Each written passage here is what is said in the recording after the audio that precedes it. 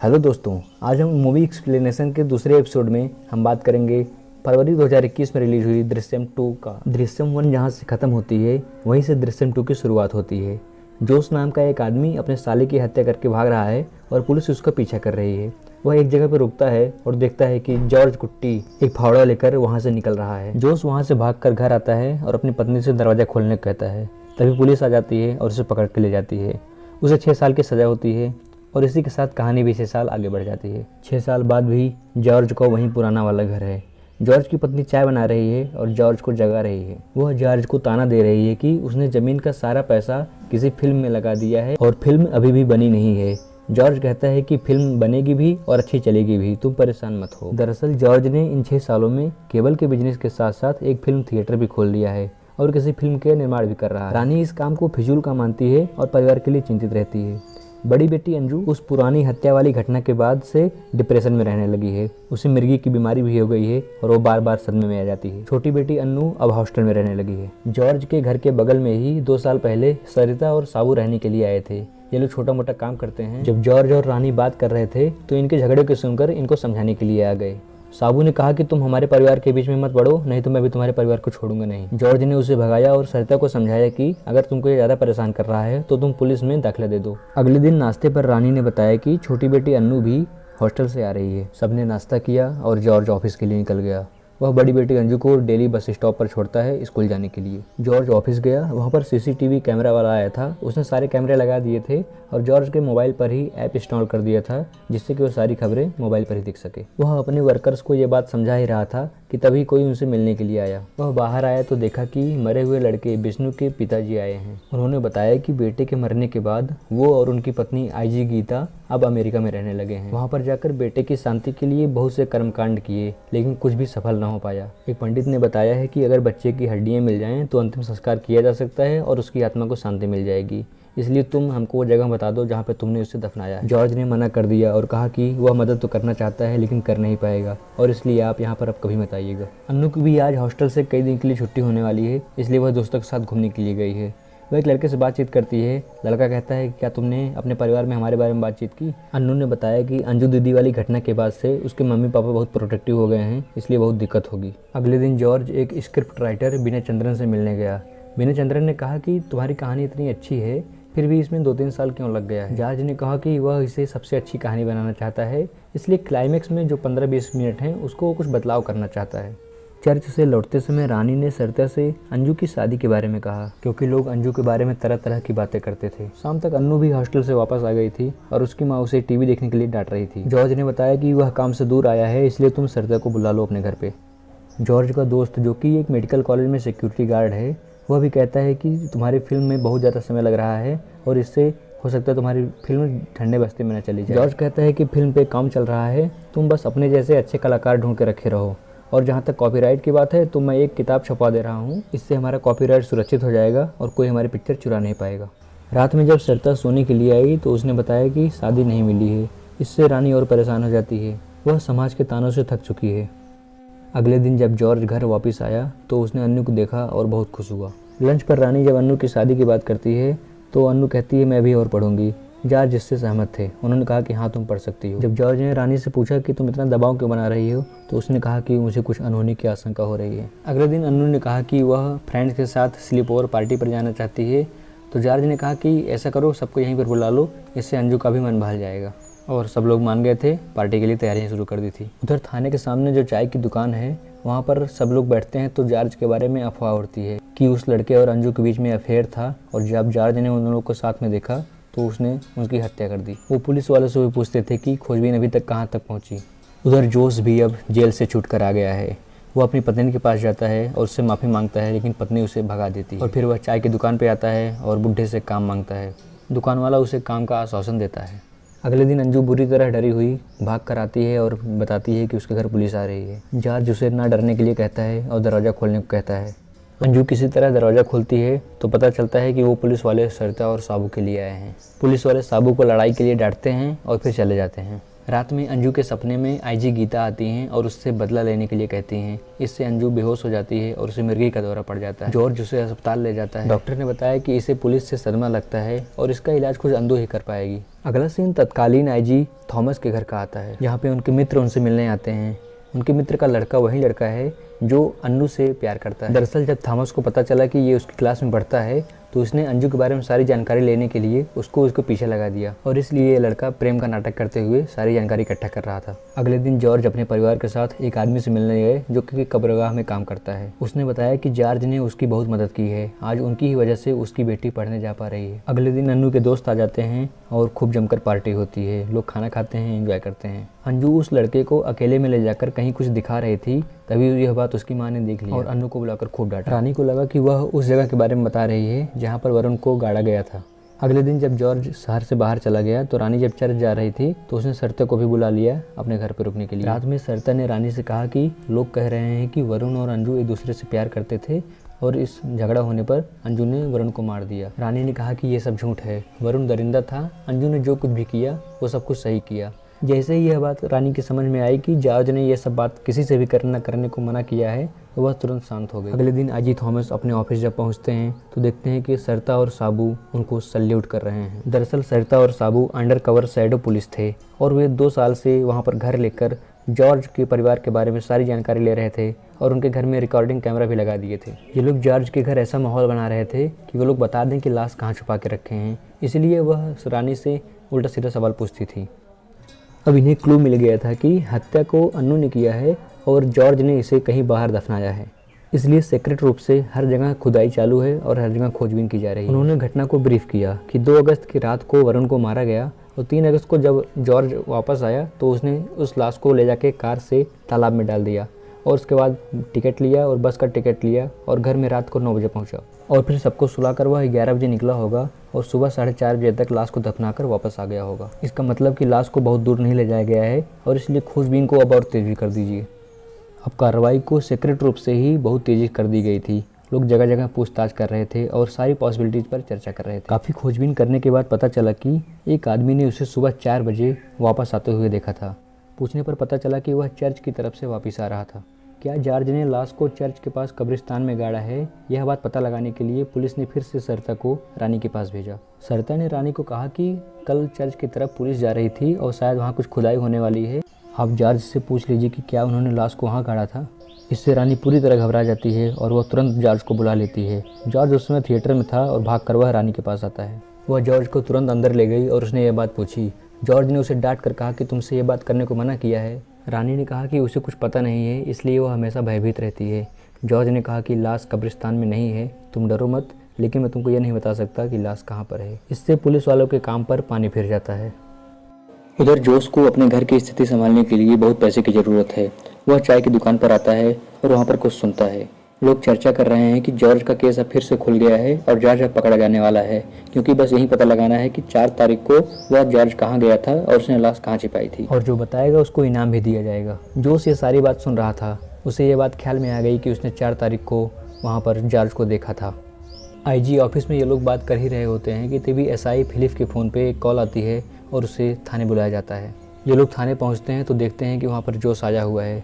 जोश बताता है कि वह सारी जानकारी जानता है, लेकिन उसे कम से कम 5 लाख के रुपए की ज़रूरत है। काफ़ी डराने के बाद भी जब जोश नहीं बताता तो उसे 5 लाख देने को तैयार हो जाते हैं। अमेरिका से वरुण की माँ और पूर्व आईजी गीता भी वहाँ पर आती हैं और उन्हें 5 लाख रुपए देती हैं। 5 लाख रुपए पाते ही जोश सारी बात सच सच बता देता है कि उसने जॉर्ज को थाने के पास देखा था। सारे के सारे लोग भौचक्के रह जाते हैं। पूरी बात पर विश्वास करने के बाद ये लोग सुपरिटेंडेंट से बात करते हैं और वहाँ पर खुदाई के लिए आदेश लेते हैं। आदेश मिलने के बाद प्लान होता है कि यह बात किसी को नहीं पता चलनी चाहिए और बाहर से मजदूर मंगाए जाएंगे और एक ही दिन में काम खत्म कर देना है। और फिर अगले दिन पूरी तैयारी के साथ काम शुरू कर दिया जाता है। इन बातों से पूरी तरह अनजान जॉर्ज का परिवार आराम से मज़े कर रहा है।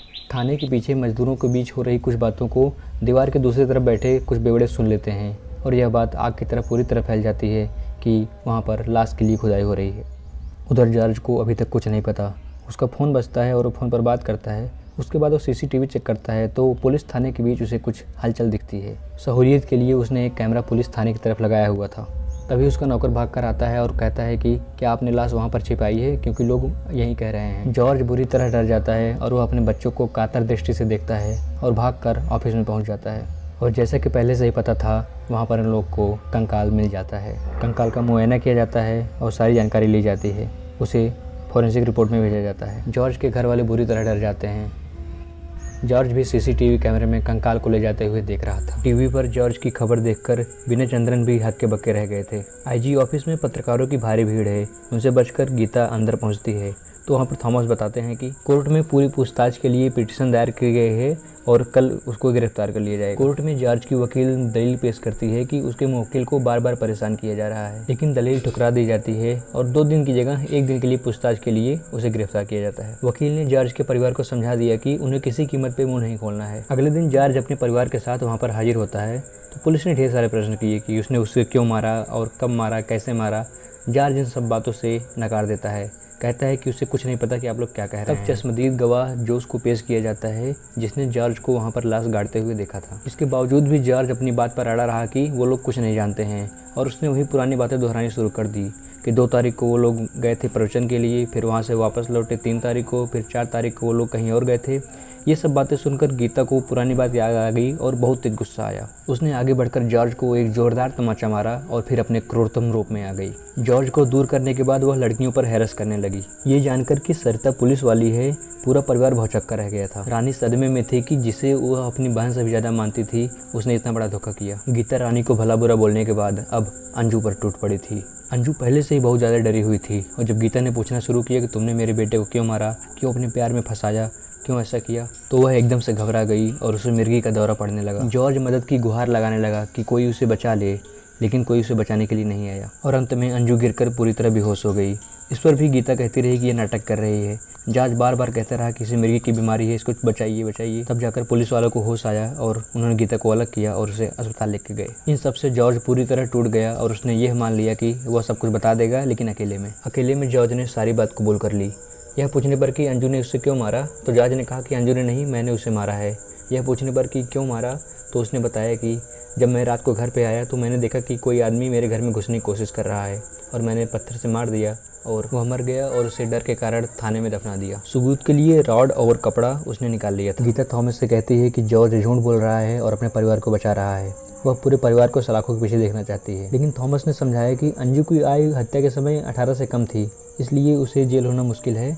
इसलिए अभी फ़िलहाल के लिए जॉर्ज को अंदर करते हैं और उसके परिवार को फिर कभी देख लिया जाएगा। डॉक्टर ने आपत्ति की तो गीता ने कहा कि उसे इस परिवार से बदला लेना है किसी भी कीमत पे। थॉमस ने भी यही कहा कि यह मसला अब उसका पर्सनल हो गया है और उसे किसी भी हालत में जीत के रहेगा। जॉर्ज की यह आखिरी रात थी। उसने अपने पत्नी और बच्चों को समझाया कि उसे पता था कि यह एक न एक दिन होके रहेगा, इसलिए कोई चिंता की बात नहीं है और तुम लोग अच्छे से रहना। और सुबह पुलिस जॉर्ज को पकड़ के ले जाती है। जॉर्ज अपने परिवार को देखता है और परिवार वाले उसे। सबका रो रो के बुरा हाल था। जॉर्ज की कोर्ट में सुनवाई होने वाली थी, इसलिए थॉमस और गीता एक गेस्ट हाउस में रुके थे और फिलिप को बोल दिया था कि सारी जानकारी देते रहें। ये लोग बातचीत कर ही रहे थे कि तभी सिपाही आया और बोला कि रविचंद्रन जी आए हैं आपसे मिलने के लिए। रविचंद्रन वही हैं जो जॉर्ज की कहानी की स्क्रिप्ट लिख रहे थे। उन्होंने आकर बताया कि वह जॉर्ज के बारे में बात करना चाहते हैं। उन्होंने बताया कि जॉर्ज करीब 3 साल पहले उनके पास आया था और एक कहानी 15 मिनट में सुनाई। कहानी बहुत अच्छी थी और चूंकि जॉर्ज उसे प्रोड्यूस भी कर रहा था, इसलिए मैंने हाँ कर दिया उसकी स्क्रिप्ट लिखने के लिए। जॉर्ज का सिनेमा सेंस बहुत अच्छा था और वह एक एक चीज़ पर बारीकी से काम कर रहा था कहानी को अच्छा बनाने के लिए। थॉमस ने आखिर में पूछा कि कहानी क्या थी, तो उन्होंने कहानी बताना शुरू किया। कहानी कुछ यूँ है कि कृष्ण कुमार नाम का एक बिजनेसमैन था। उसका एक बेटा था जिसका नाम ज्योतिष था। ज्योतिष यूनिवर्सिटी की पॉलिटिक्स में सक्रिय था और छात्र संघ चुनाव भी लड़ रहा था। उनके अपोजिट था वेणुगोपाल, जो वहाँ के लोकल विधायक का बेटा था। इन दोनों की पार्टियों में हमेशा गर्मा गर्मी रहती थी और कभी कभार लड़ाई झगड़ा भी हो जाता था। एक दिन ऐसी ही लड़ाई में ज्योतिष ने वेणुगोपाल को अकेले में मिलने की धमकी दे डाली। वेणुगोपाल भी तैस में आकर उसे अकेले मिलने के लिए चला गया और वहाँ पर जमकर लड़ाई हुई और वेणुगोपाल मारा गया। जब कृष्ण कुमार घर पे आए तो ज्योतिष ने रो रो कर सारी घटना बताई। विधायक के बेटे के मरने से पूरे परिवार की जिंदगी खराब हो सकती थी, इसलिए कृष्ण कुमार ने परिवार को मामा के यहाँ भेजकर वेणुगोपाल की लाश को उस जगह दफना दिया जहाँ पर विधायक की पार्टी ऑफिस बनने वाली थी। गीता इस कहानी से हैरान होती है क्योंकि ये कहानी उसके बेटे के केस से साफ साफ मिल रही थी। उन्होंने कहानी को आगे बढ़ाया कि यह पहला हिस्सा था और दूसरे हिस्से में कृष्णकांत को पूरा विश्वास था कि पुलिस लाश पा जाएगी और इसलिए उन्होंने पूरे सबूत को मिटा दिया था और अपनी तरह बना लिया था, जिससे कि उसका बेटा बच जाए और वह जेल चला जाए। क्लाइमैक्स में पुलिस को लाश मिल जाती है और उसे जेल भेज दिया जाता है। गीता ने पूछा जब 3 साल पहले स्क्रिप्ट तैयार हो गई थी तो अभी तक फिल्म क्यों नहीं बनी। उन्होंने बताया कि हम इस कहानी को बहुत बारीकी से रिसर्च कर रहे थे और इसीलिए लेट हो गया। कहानी को कॉपीराइट कराने के लिए उसने एक किताब भी छपवा दी थी जो मेरे नाम से प्रकाशित हुई थी।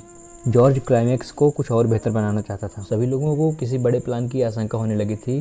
तभी कोर्ट से फिलिप का फ़ोन आता है और वो बताता है कि सर कुछ तो गड़बड़ है। दरअसल जॉर्ज की वकील ने दलील पेश की कि जॉर्ज को मार पीट कर उससे बयान लिया गया है। जज के पूछने पर जॉर्ज भी हाँ कह देता है।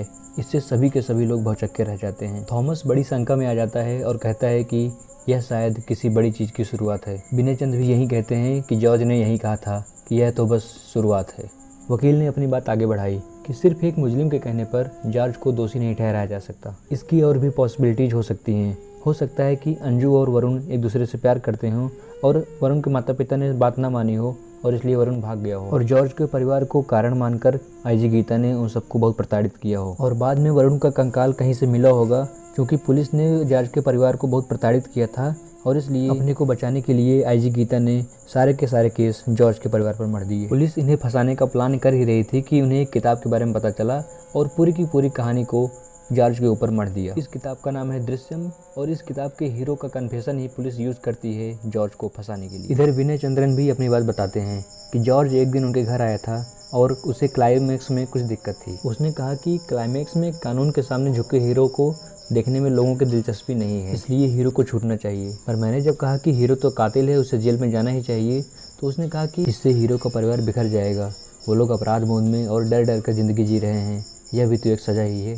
उसे क्लाइमैक्स चेंज करने के लिए कुछ जानकारी चाहिए थी और मैंने उसे वो जानकारी दे दी, लेकिन अब मुझे इसी बात का डर है कि कहीं ये हो ना जाए। उधर अदालत में अभी दलीलों का सिलसिला चल ही रहा होता है कि तभी जज के पास एक चिट्ठी आती है और जब जज उस खबर को सुनाता है तो पूरी अदालत सन्न रह जाती है। यहाँ तक कि जॉर्ज की वकील भी पूरी तरह सन्न हो जाती है। वह बात यह थी कि डीएनए रिपोर्ट में यह साबित हुआ कि वह कंकाल वरुण का था ही नहीं।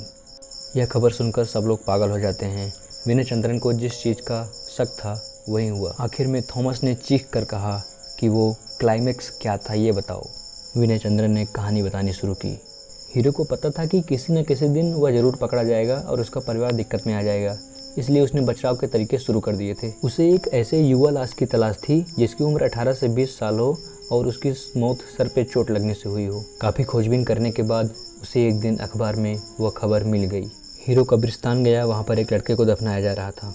हीरो वहाँ पर जाकर वहाँ के कब्र खोदने वाले से मिला। उसने उससे दोस्ती कर लिया और बातों बातों में ही पूछ लिया कि लाश को कंकाल बनने में कितना टाइम लगता है। हीरो ने उसकी बेटी की पढ़ाई और शादी में भी मदद की, इसलिए जब एक दिन हीरो ने उसे अपनी ज़रूरत बताई तो वह मना न कर सका और उसने कंकाल हीरो को दे दिया। यह वही कब्र वाला आदमी है जिससे एक बार जॉर्ज मिलने आया था जब वह बीमार था। अब हीरो अगले काम के लिए बढ़ गया। उसे पहले से ही पता था कि जब कोई कंकाल चेकिंग के लिए जाता है तो सबसे पहले वह मेडिकल कॉलेज जाता है और वहाँ पर सब कुछ चेक होने के बाद वह डीएनए चेकिंग के लिए त्रिवेंद्रम जाता है। अब हीरो ने मेडिकल कॉलेज की छानबीन शुरू कर दी।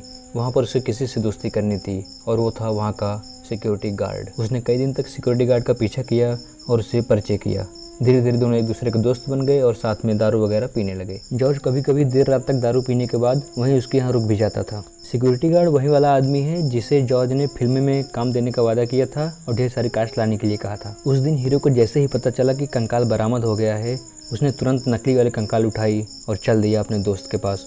उसने सिक्योरिटी गार्ड को फ़ोन कर दिया था कि वह उसके पास आ रहा है मिलने के लिए। उधर असली वाला कंकाल पुलिस लेकर आई और उसे मेडिकल कॉलेज में एक जगह पर रख दिया गया। रात में जॉर्ज भी आया और उसी के साथ दारू वगैरह पी के सो गया। जब गार्ड पूरी तरह सो गया तो जॉर्ज धीरे से उठा और जाकर उसने कंकाल खोजा और वहाँ पर उसने कंकाल बदल दिया और उसके बाद कंकाल को एसिड डालकर पूरी तरह ख़त्म कर दिया। इसीलिए जब डीएनए रिपोर्ट आई थी तो वह गलत आई थी। दरअसल हीरो अपने परिवार को बचाने के लिए पूरी तरह समर्पित हो गया था। उसने दारू शुरू की तो अपने परिवार को बचाने के लिए, उसने कब्र वाले और सिक्योरिटी गार्ड से दोस्ती की तो अपने परिवार को बचाने के लिए, उसने स्क्रिप्ट लिखने और थिएटर खोलने में लाखों रुपए बर्बाद किए तो वो सिर्फ अपने परिवार को बचाने के लिए। बाद में जज ने आईजी को अपने पास बुलाया और कहा कि हम सब जानते हैं कि हत्या किसने की है, लेकिन हम इसको कभी प्रूव नहीं कर सकते। कोर्ट से निकलते समय ये तीनों लोग जॉर्ज को देख रहे थे।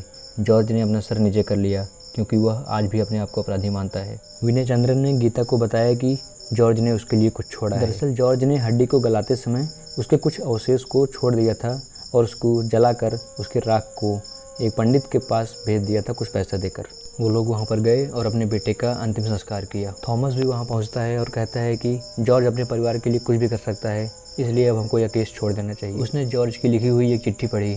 उसमें जॉर्ज ने लिखा था, मैं तुम्हें वो दे रहा हूँ जो तुमने मांगा था, अब उन्हें अकेले छोड़ दो। और वो लोग दुखी मन से जाने लगते हैं और इन सब घटनाओं को जॉर्ज पेड़ के पीछे से देख रहा था और जॉर्ज भी धीरे धीरे चला जाता है। तो दोस्तों यह था दृश्यम 2 का पूरा एक्सप्लेनेशन। आशा करता हूँ आपको वीडियो पसंद आया होगा। इस वीडियो में फिलहाल के लिए बस इतना ही। बहुत ही जल्दी हाजिर हो जाऊँगा एक नई और धमाकेदार वीडियो के साथ। तब तक के लिए आप हंसते रहिए, मुस्कुराते रहिए और अपना ख्याल रखिए।